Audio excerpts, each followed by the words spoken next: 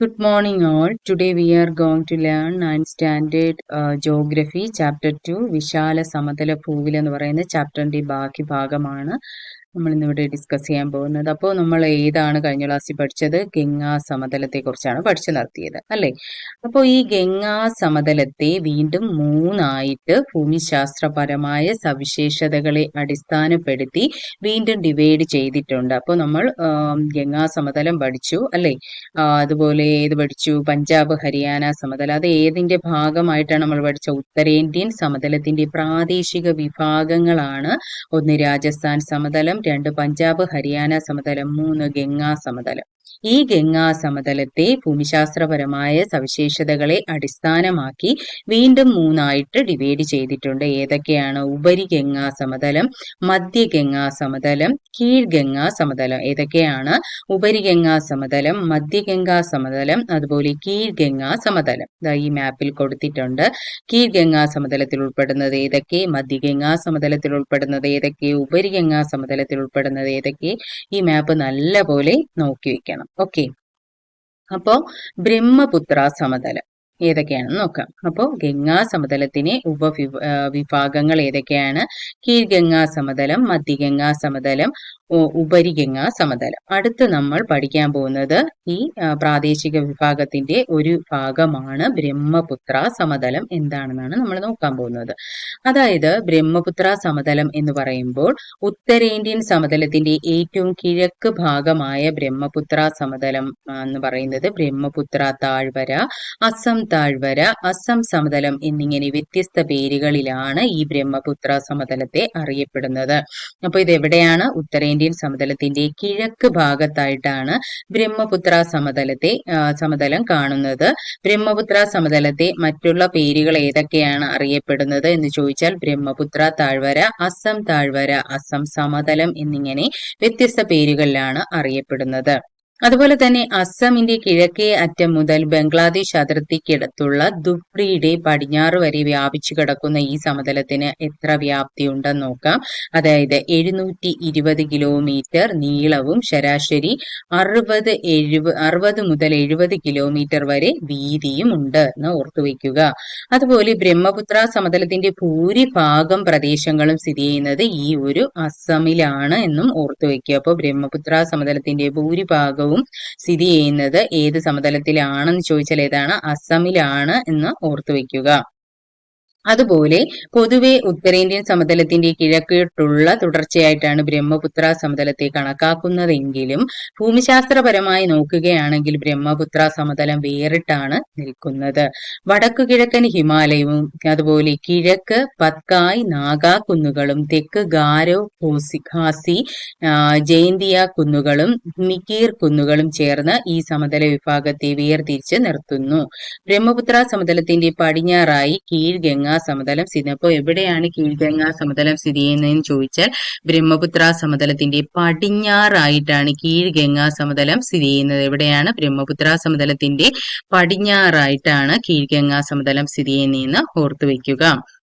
അപ്പോ എന്തൊക്കെയാണ് പഠിച്ചത്? ബ്രഹ്മപുത്ര സമതലം എന്ന് പറയുമ്പോൾ ഏറ്റവും കിഴക്ക് ഭാഗത്താണ് ബ്രഹ്മപുത്ര, അതായത് ഉത്തരേന്ത്യൻ സമതലത്തിന്റെ കിഴക്ക് ഭാഗത്താണ് ബ്രഹ്മപുത്ര സമതലം കിടക്കുന്നത്. ഇതിനെ അറിയപ്പെടുന്ന മറ്റുള്ള പേരുകളാണ് ബ്രഹ്മപുത്ര താഴ്വര, അസം താഴ്വര അല്ലെങ്കിൽ അസം സമതലം എന്ന് പറയുന്നത്. ഇതിന്റെ വ്യാപ്തി എന്ന് പറയുന്നത് 720 കിലോമീറ്റർ നീളവും അതുപോലെ ശരാശരി 60 മുതൽ 70 കിലോമീറ്റർ വരെ വീതിയുമുണ്ട്.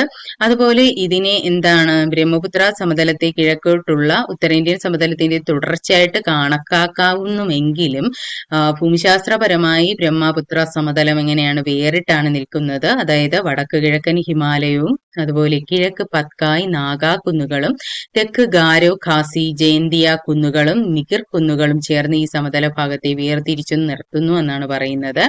അതുപോലെ ബ്രഹ്മപുത്ര സമതലത്തിന്റെ പടിഞ്ഞാറായാണ് കീഴ്ഗംഗാ സമതലം സ്ഥിതി ചെയ്യുന്നത് എന്നും ഇതിൽ തന്നെ ഒരുപാട് ക്വസ്റ്റ്യൻ ചോദിക്കാം. ഓക്കെ, അപ്പോ അതൊക്കെയാണ് ഈ ബ്രഹ്മപുത്ര സമതലത്തില് വരുന്നത്. ഓക്കെ, അടുത്ത് നമുക്ക് നോക്കാം. അതായത് ഏകദേശം 5600 സോറി 56,275 ചതുരശ്ര കിലോമീറ്റർ വിസ്തൃതിയുള്ള ഈ സമതലം ബ്രഹ്മപുത്ര നദിയുടെയും അതിന്റെ പോഷക നദികളുടെയും നിക്ഷേപണ പ്രക്രിയയിലൂടെ രൂപപ്പെട്ടതാണ്. അപ്പോൾ ബ്രഹ്മപുത്ര സമതലം എന്ന് പറയുന്നത് എത്രയാണ്? 56,275 ചതുരശ്ര കിലോമീറ്റർ വിസ്തൃതിയുള്ള ഈ സമതലം ഏതിന്റെയാണ്? ബ്രഹ്മപുത്ര നദിയുടെയും അതിന്റെ പോഷക നദികളുടെയും നിക്ഷേപണ പ്രക്രിയയിലൂടെയാണ് രൂപപ്പെട്ടത്. അതുപോലെ ഇതിന്റെ ബ്രഹ്മപുത്രയുടെ പ്രധാന പോഷക നദികൾ, ഇത് ഇമ്പോർട്ടന്റ് ആണ്. ബ്രഹ്മപുത്രയുടെ പ്രധാന പോഷക നദികൾ ഏതൊക്കെയാണ്? ടീസ്ത, അതുപോലെ മാനസ്, അതുപോലെ ലോഹിത്, ദിബാംഗ് എന്നിവയാണ്. ഏതൊക്കെയാണ്? ടീസ്ത, മാനസ്, ലോഹിത്, ദിബാംഗ് എന്നിവയാണ് ബ്രഹ്മപുത്രയുടെ പ്രധാന പോഷക നദികൾ എന്നും ഓർത്തുവെക്കുക. ഓക്കെ. അപ്പോൾ അതുപോലെ ഈ സമതലം എക്കൽ വീശറികളാൽ സമ്പന്നമാണ്. അപ്പോൾ ഈ സമതലം എങ്ങനെയാണ്? എക്കൽ വീശറികളാൽ സമ്പന്നമാണ്. എന്താണ് എക്കൽ വീശറികൾ എന്ന് നമുക്ക് നോക്കാം. അതായത് നദികൾ സമതലത്തിൽ പ്രവേശിക്കുമ്പോൾ എന്ത് ചെയ്യുന്നു? ഒഴുക്ക് പെട്ടെന്ന് കുറയുകയും ആയതിനാൽ അവ വഹിച്ചു കൊണ്ടുവരുന്ന അവസാദങ്ങൾ, എക്കൽ അല്ലെങ്കിൽ അവസാദങ്ങൾ എന്ന് പറയുന്നത് ഒരു വിശറിയുടെ രൂപത്തിൽ നിക്ഷേപിക്കപ്പെടുകയും ചെയ്യുന്നു. ഇങ്ങനെ രൂപപ്പെടുന്ന ഭൂരൂപങ്ങളെ ആണ് എന്തെന്നറിയപ്പെടുന്നത്? നമ്മുടെ എക്കൽ വിശറി എന്ന് അറിയപ്പെടുന്നു. അപ്പോൾ എന്താണ് എക്കൽ വിശറികൾ എന്ന് നമുക്ക് നോക്കാം. എന്താണ് എക്കൽ വിശറികൾ? അതായത് ഈ നദികൾ എന്ത് ചെയ്തു? സമതലത്തിൽ പ്രവേശിക്കുമ്പോൾ എന്ത് ചെയ്യുന്നു? ഒഴുക്ക് പെട്ടെന്ന് കുറയും. അപ്പോൾ എന്ത് ചെയ്യും? അവ വഹിച്ചു കൊണ്ടുവരുന്ന അവസാദങ്ങൾ എന്ത് ചെയ്യും? ഒരു വിശറിയുടെ രൂപത്തിൽ നിക്ഷേപിക്കപ്പെടുകയും ചെയ്യുന്നു. ഇങ്ങനെ രൂപപ്പെടുന്ന ഭൂരൂപങ്ങളെയാണ് എക്കൽ വീശറികൾ എന്ന് അറിയപ്പെടുന്നത് എന്ന് ഓർത്തുവെക്കുക. അപ്പൊ അതുപോലെ തന്നെ സമതല പ്രദേശങ്ങളിലൂടെ തുടർന്നൊഴുകുന്ന നദികൾ പല ചാലുകളായി പിരിയുന്നു. ഒഴുക്ക് തീരെ കുറയുമ്പോൾ വളഞ്ഞു പുളഞ്ഞു ഒഴുകുകയും പിന്നീട് അവ ഓക്സ്ബോ തടാകങ്ങൾ സൃഷ്ടിക്കുകയും ചെയ്യുന്നു. അപ്പൊ ഇതാണ് ഓക്സ്ബോ തടാകങ്ങളുടെ രൂപീകരണം കൊടുത്തിട്ടുണ്ട് ഇവിടെ. അപ്പൊ എന്താണ് ഓക്സ്ബോ തടാകങ്ങൾ എന്ന് നോക്കാം. ഒഴുക്ക് തീരെ കുറയുമ്പോൾ ഇത് എന്ത് ചെയ്യുന്നു? വളഞ്ഞു പുളഞ്ഞൊക്കെ ഒഴുകും. അവ പിന്നീട് എന്തായി മാറും? ഓക്സ്ബോ തടാകങ്ങളായി മാറുകയും ചെയ്യുന്നു. ഇതാണ് എക്കൽ വിശറി എന്ന് നമ്മൾ പറഞ്ഞു കേട്ടോ. ഇതാണ് എക്കൽ വിശറി എന്ന് പറയുന്നത്. ഇവിടെ പിക്ചർ കൊടുത്തിട്ടുണ്ട്. അടുത്ത എന്താണ് മിയാൻഡറുകൾ അല്ലെങ്കിൽ പിന്നെ ഓക്സ്ബോ തടാകങ്ങൾ എന്താണ് നമുക്ക് നോക്കാം. അതായത് നദി താരതമ്യേന ചരിവ് കുറഞ്ഞതോ നേരിയ ചരിവുള്ളതോ ആയ പ്രദേശങ്ങളിലൂടെ കടന്നു പോകുമ്പോൾ അവസാദ നിക്ഷേപങ്ങൾ നദിയുടെ ഒഴുക്കിനെ തടസ്സപ്പെടുത്തുന്നു അല്ലെ. അതിന്റെ ഫലമായി എന്ത് ചെയ്യുന്നു? നദി വളഞ്ഞു പുളഞ്ഞു ഒഴുകി വലയങ്ങൾ അല്ലെങ്കിൽ മിയാൻഡറുകൾ സൃഷ്ടിക്കപ്പെടുന്നു. അപ്പൊ അങ്ങനെയാണ് എന്ത് സൃഷ്ടിക്കുന്നത്? മിയാൻഡറുകൾ സൃഷ്ടിക്കപ്പെടുന്നത്. തുടർച്ചയായ അപരദന നിക്ഷേപണ പ്രക്രിയ മൂലം ഇത്തരം വലയങ്ങൾ കൂടുതൽ വളയുകയും പിന്നീട് ഒഴുക്ക് കൂടുമ്പോൾ നദി എന്ത് ചെയ്യുന്നു? നേർഗതി സ്വീകരിക്കുകയും നിക്ഷേപണം മൂലം വളഞ്ഞൊഴുകിയ ഭാഗം നദിയുടെ പ്രധാന ഭാഗത്ത് നിന്നും വേർപെട്ട് ഒറ്റപ്പെട്ട തടാകമായി മാറുകയും ചെയ്യുന്നു. ഇത്തരം തടാകങ്ങളെ ആണ് എന്ത് പറയുന്നത്? നമ്മുടെ ഓക്സ്ബോ തടാകങ്ങൾ എന്ന് പറയുന്നത്. അപ്പോൾ മനസ്സിലായോ എന്താണ് ഓക്സ്ബോ തടാകങ്ങൾ? അപ്പോൾ മിയാൻഡറുകൾ എന്ന് പറയുന്നത് എന്താണ്? അതായത് നമുക്കറിയാം നദി താരതമ്യേന ചരിവ് കുറഞ്ഞതോ ചരിവുള്ളതോ ആയ പ്രദേശങ്ങളിലൂടെ എന്ത് ചെയ്യും? ഒഴുകാറുണ്ട് അല്ലെ. അപ്പൊ അങ്ങനെ കടന്നു പോകുമ്പോൾ അവശേഷ നിക്ഷേപങ്ങൾ എന്ത് ചെയ്യും? നദിയുടെ ഒഴുക്കിനെ തടസ്സപ്പെടുത്തും. അങ്ങനെ അതിന്റെ ഫലമായി എന്ത് ചെയ്യും? നദി വളഞ്ഞു പുളഞ്ഞ് ഒഴുകി എന്ത് ഉണ്ടാകുന്നു? വളഞ്ഞു പുളഞ്ഞ് ഒഴുകുമ്പോൾ ഉണ്ടാകുന്നതാണ് എന്ത്? അതിനെയാണ് വലയങ്ങൾ അല്ലെങ്കിൽ മിയാൻഡറുകൾ എന്ന് അറിയപ്പെടുന്നത്. ഓക്കെ. അപ്പോൾ അത് മിയാൻഡറുകൾ സൃഷ്ടിക്കുന്നു. ഇത്തരം വലയങ്ങൾ കൂടുതൽ വളയുന്നു. പിന്നീട് എന്ത് ചെയ്യും? ഒഴുക്ക് കൂടുമ്പോൾ എന്ത് ചെയ്യും? നദി നേർഗതിയിലേക്ക് വരും അല്ലെ. അപ്പോൾ അതിനുശേഷം നിക്ഷേപണം മൂലം വളഞ്ഞൊഴുകിയ ഭാഗം എന്ത് ചെയ്യും? നദിയുടെ പ്രധാന ഭാഗത്ത് വേർപെട്ട് ഒറ്റപ്പെട്ട നദിയുടെ ഒരു തടാകമായി മാറുകയും ചെയ്യുന്നു. ഈ തടാകത്തിനെ അറിയപ്പെടുന്ന പേരാണ് ഓക്സ്ബോ തടാകങ്ങൾ എന്ന് ഓർത്തുവെക്കുക. അപ്പോൾ ഇതാണ് നദിയുടെ മിയാൻഡറുകൾ എന്ന് പറയുന്നത്. ഇത് ഓക്സ്ബോ തടാകങ്ങൾ. Okay, understood. അപ്പോൾ നദികൾ എന്ത് ചെയ്യുന്നു? ഇങ്ങനെ വളഞ്ഞു പുളഞ്ഞൊഴുകുന്നതിനെ നദി മിയാൻഡറിങ് അല്ലെങ്കിൽ നദീ വലയങ്ങൾ എന്നാണ് അറിയപ്പെടുന്നത്. അപ്പൊ എന്താണ് നദീ മിയാൻഡറിങ് എന്ന് പറയുന്ന? നദികൾ വളഞ്ഞു പുളഞ്ഞൊഴുകുന്നതിനെയാണ് നദീ മിയാൻഡറിങ് അല്ലെങ്കിൽ നദീ വലയങ്ങൾ എന്ന് ഓർത്തുവെക്കുക. ചിലപ്പോൾ അങ്ങനെ ക്വസ്റ്റ്യൻ ചോദിക്കാം. നദി വളഞ്ഞു പുളഞ്ഞൊഴുകുന്നതിനെ അറിയപ്പെടുന്ന പേരെന്താണ്? നദീ മിയാൻഡറിങ്. എന്താണ്? നദീ മിയാൻഡറിങ് അല്ലെങ്കിൽ നദീ വലയങ്ങൾ എന്ന് ഓർത്തുവെക്കുക. ഓക്കെ. അടുത്തത് ഭൂപ്രകൃതി സവിശേഷതകളുടെ അടിസ്ഥാനത്തിൽ ഉത്തരേന്ത്യൻ സമതലത്തെ വടക്കുനിന്നും തെക്കോട്ടും നിന്നും 3 പ്രധാന മേഖലകളായി തിരിച്ചിട്ടുണ്ട്. ഏതൊക്കെയാണ്? ഭാബർ, ടെറായ്, എക്കൽ സമതലങ്ങൾ. അപ്പോൾ ഭൂപ്രകൃതി സവിശേഷതകളുടെ അടിസ്ഥാനത്തിൽ ഉത്തരേന്ത്യൻ സമതലത്തെ വടക്കു നിന്നും തെക്കോട്ട് 3 പ്രധാന മേഖലകളായി തിരിച്ചിട്ടുണ്ട്. ഏതൊക്കെയാണ്? ഭാബർ, ടെറായ്, എക്കൽ സമതലങ്ങൾ. ഓക്കെ. അപ്പോ അതുപോലെ തന്നെ എന്താണ് ഈ ഓരോ മേഖലകൾ എന്താണെന്ന് നമുക്ക് നോക്കാം. അതിനു മുന്നേ നമുക്കിത് ഈ കോളത്തിലുള്ള നോക്കാം. എന്താണ് പ്രളയ സമതലങ്ങൾ എന്ന് നോക്കാം. അതായത് പ്രളയ സമയത്ത് നദികൾ കര കവിഞ്ഞൊഴുകുമ്പോൾ അവ ഒഴുക്കിക്കൊണ്ടുവരുന്ന എക്കൽ എന്ത് ചെയ്യും? ഇരു കരകളിൽ നിക്ഷേപിക്കപ്പെട്ട് സമതലങ്ങൾ രൂപം കൊള്ളുന്നു. ഇങ്ങനെ പ്രളയ സമയത്ത് എക്കൽ നിക്ഷേപിച്ച് രൂപപ്പെടുന്ന സമതലങ്ങൾ ആയതിനാലാണ് ഇവയെ പ്രളയ സമതലങ്ങൾ എന്ന് വിളിക്കുന്നത്. അപ്പൊ അതിൽ തന്നെ ഉണ്ട് എന്താണ് അത് തന്നെ നമുക്ക് അറിയാൻ പറ്റും. പ്രളയ സമതലം അല്ലെ, പ്രളയം ഉണ്ടാകുന്ന സമയത്ത് രൂപം കൊള്ളുന്നതാണ് എന്ത്?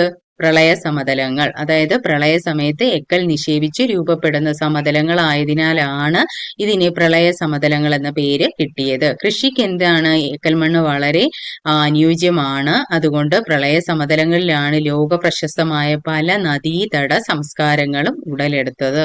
അത് നമുക്കറിയാവുന്ന കാര്യമാണ് അല്ലെ.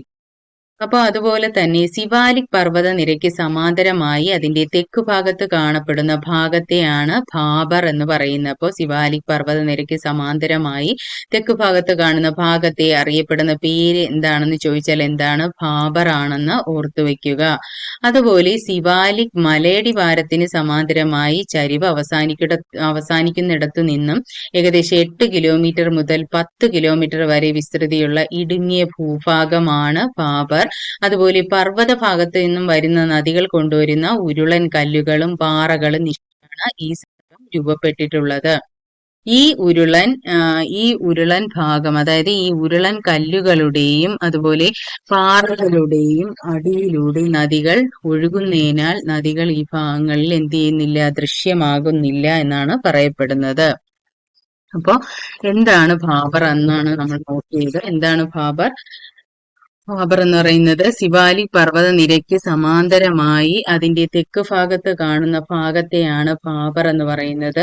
സിവാലിക് മലയടിവാരത്തിന് സമാന്തരമായി ചരിവ് ഏകദേശം 8 കിലോമീറ്റർ മുതൽ 10 കിലോമീറ്റർ വരെയാണ് ഈ ഒരു ഇടുങ്ങിയ ഭാഗം കാണപ്പെടുന്നതും എന്നും ഓർത്തു വെക്കുക. ഇതാണ് പ്രളയ സമതലങ്ങൾ. കണ്ടോ? നദീചാല്, നദീതീരത്തിട്ടകൾ എന്ന് പറഞ്ഞ് ഇമേജസ് കൊടുത്തിട്ടുണ്ട്. ഇതാണ് ഭാബർ മേഖല.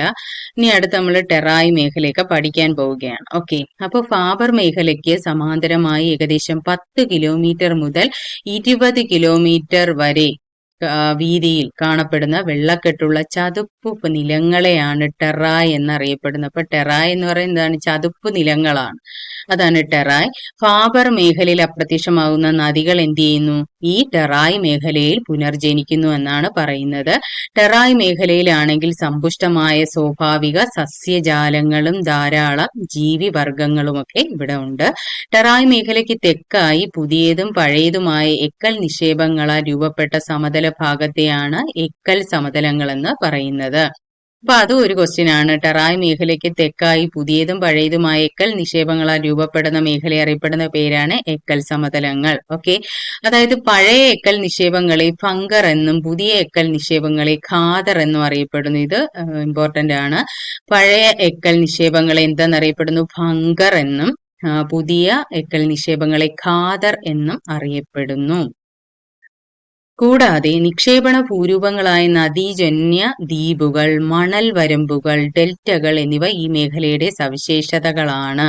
പിണഞ്ഞൊഴുകുന്ന അരുവികൾ, വലയങ്ങൾ, ഓക്സ്ബോ തടാകങ്ങൾ എന്നിവയും ഇവിടത്തെ സവിശേഷതയാണ്. അപ്പോൾ ഇതൊക്കെയാണ് ഇതിന്റെ സവിശേഷതകൾ എന്ന് പറയുന്നത്. അടുത്ത് നമ്മൾ നോക്കുന്നത് നദീജന്യ ദ്വീപുകൾ, നീർച്ചാൽ തിട്ടകൾ, മണൽ വരമ്പുകൾ എന്താണെന്ന് നമുക്ക് നോക്കാം. അതായത് സമതലങ്ങളിൽ നദിയുടെ ഒഴുക്കും ആഴവും താരതമ്യേന വളരെ കുറവാണ് അല്ലെ. അങ്ങനെ ആയതുകൊണ്ട് അവ ഒഴുക്കിക്കൊണ്ടുവരുന്ന അവസാദങ്ങൾ നദീചാലുകളിൽ ദ്വീപുകളായും വശങ്ങളിൽ തിട്ടകളായും, അതായത് നീർച്ചാൽ തിട്ടകളായും നിക്ഷേപിക്കപ്പെടുന്നു. പൊടിമണൽ, മണൽ, ചരൽ എന്നിവ ഉൾപ്പെടുന്ന അവസാദങ്ങൾ നദീതടത്തിൽ നിക്ഷേപിക്കപ്പെട്ട് രൂപപ്പെടുന്ന രേഖീയ ഭൂരൂപങ്ങളെയാണ് മണൽ വരമ്പുകൾ എന്നും പറയുന്നത്. അപ്പൊ ഇത് നല്ലപോലെ വായിച്ചു വെക്കുക. എന്താണ് മണൽ വരമ്പുകൾ, എന്താണ് നദീജന്യ ദ്വീപുകൾ, എന്താണ് നീർച്ചാൽ തിട്ടകൾ എന്ന് ഓർത്ത് വയ്ക്കുക. അപ്പോൾ ഇതാണ് നമ്മളിപ്പോ പഠിച്ചത്. അതായത് ഉത്തരേന്ത്യൻ സമതലത്തിന്റെ നദീ താഴ്വര, അതിനെ ഡിവൈഡ് ചെയ്തിട്ടുണ്ട്. ഏതാണ്? ഖാദർ, ഫംഗർ എന്ന് ഡിവൈഡ് ചെയ്തിട്ടുണ്ട്. അതുപോലെ ഇതൊക്കെയാണ് ഹിമാലയം, ഭാബർ, ടെറായ്. അതാണ് ഹിമാലയം, ഭാബർ, ടെറായ്, ഫംഗർ. ഈ 3 മേഖലകളെയാണ് സമതലത്തെയാണ് ഇപ്പോൾ നമ്മൾ പഠിച്ചത് അല്ലേ. അപ്പോൾ അതുപോലെ തന്നെ എന്താണ് ഡെൽറ്റകൾ? ഡെൽറ്റകൾ നമ്മൾ ആദ്യത്തെ ചാപ്റ്ററിൽ പഠിച്ചിട്ടുണ്ട്, എന്നാലും ഇതിൽ കൊടുത്തിട്ടുണ്ട്. എന്താണ് ഡെൽറ്റകൾ? അതായത് സമതലങ്ങളിലൂടെ ഒഴുകി നദീമുഖങ്ങളോട് അടുക്കുമ്പോൾ നദി എന്ത് ചെയ്യുന്നു? വളരെ സാവധാനം ഒഴുകുന്നു. നദികൾ വഹിച്ചുകൊണ്ടിരുന്ന അവസാദത്തിന്റെ അളവ് കൂടുതലായതിനാലും നദീജലം കൂടുതലായതിനാലും മിക്ക നദികൾ എന്ത് ചെയ്യുന്നു? ഈ പ്രദേശത്ത് കൈവഴികളായി പിരിഞ്ഞ് ഒഴുകുന്നു. അപ്പോൾ നദികൾ എന്ത് ചെയ്യും? ഒഴുക്കിക്കൊണ്ടുവരുന്ന അവസാദങ്ങൾ ഈ കൈവഴികൾക്കിടയിൽ നിക്ഷേപിക്കപ്പെട്ട് ഏതാണ്ട് ത്രികോണാകൃതിയിലുള്ള ഭൂരൂപങ്ങൾ രൂപം കൊള്ളുന്നു. ഇവയാണ് ഡെൽറ്റകൾ എന്ന് അറിയപ്പെടുന്നത്. ഇത് ഗ്രീക്ക് അക്ഷരമാലയിലെ ഡെൽറ്റ എന്ന അക്ഷരത്തിന്റെ ആകൃതിയോട് സാമ്യമുള്ളത് കൊണ്ടാണ് ഇവയ്ക്ക് ഈ പേര് ലഭിച്ചത്. അതായത് ത്രികോണാകൃതിയിലുള്ള ഭൂരൂപങ്ങളുടെ ആകൃതി ആയതുകൊണ്ടാണ് ഇതിനെന്ത് പേര് ലഭിച്ചത്? ഇവയ്ക്ക് ഡെൽറ്റ എന്ന പേര് ലഭിച്ചത്. അപ്പൊ എന്താണ് ഡെൽറ്റകൾ എന്ന് മനസ്സിലായല്ലോ. അത് കഴിഞ്ഞിട്ട് ഉത്തരേന്ത്യൻ സമതലങ്ങളുടെ ഭൂപ്രകൃതി സവിശേഷതകളെ കുറിച്ചാണ് നമ്മൾ പഠിച്ചുകൊണ്ടിരിക്കുന്നത്. അതുപോലെ നൈസർഗിക സസ്യ ജന്തുജാലങ്ങൾ, മണ്ണ്, കൃഷി വൈവിധ്യം, ജനജീവിതം എന്നിവ രൂപപ്പെടുത്തുന്നതിൽ ഒരു പ്രദേശത്തിന്റെ ഭൂപ്രകൃതി സവിശേഷതകൾ വളരെ നിർണായകമാണ് അല്ലെ. അതുപോലെ ആ പ്രദേശത്ത് അനുഭവപ്പെടുന്ന കാലാവസ്ഥ, ഉത്തര മഹാസമതലത്തിലെ പ്രധാന കാലാവസ്ഥ സവിശേഷതകൾ എന്തെല്ലാമൊക്കെയാണെന്ന് നമുക്ക് അടുത്ത ക്ലാസ്സിൽ പഠിക്കാം. അപ്പോൾ ഇന്നത്തെ ക്ലാസ്സിൽ നമ്മൾ എന്തൊക്കെയാണ് പഠിച്ചത്? അതായത് നമ്മൾ ഡെൽറ്റ പ്രദേശം എന്തെന്ന് പഠിച്ചു, അതുപോലെ ഫാബർ എന്ത്, ടെറായ് എന്തെന്ന് പഠിച്ചു, അതുപോലെ ഫംഗർ പഠിച്ചു, ഖാദർ പഠിച്ചു അല്ലേ. അപ്പോൾ അതൊക്കെയാണ് നമ്മൾ ഇന്ന് പഠിച്ചത്. നദീജന്യ ദ്വീപുകൾ എന്താണ്, നീർച്ചാൽ തിട്ടകൾ എന്താണ്, മണൽ വരമ്പുകൾ എന്താണ്, അതൊക്കെയാണ് നമ്മൾ പഠിച്ചത്. പിന്നെ പ്രളയ സമതലങ്ങൾ എന്തൊക്കെയാണ്. അപ്പോൾ ഇന്നത്തെ ക്ലാസ് എന്ത് ചെയ്യുന്നു? വൈൻഡ് അപ്പ് ചെയ്യുന്നു. Don't forget to watch my channel. Please like, share and subscribe. Okay, thank you. See you again.